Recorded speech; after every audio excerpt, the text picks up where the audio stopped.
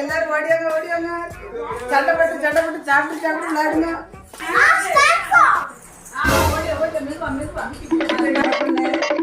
அகிலினிக்கு விசாந்து குட்டி ஓடியா எது சைடு இரு இடம் இருக்கு சண்டை போட்டு வாங்கிப்பா இடத்துக்கு சண்டையா அனுப்பிட்டு கொடுக்குறோம். குட் பை கசந்து குட்டி.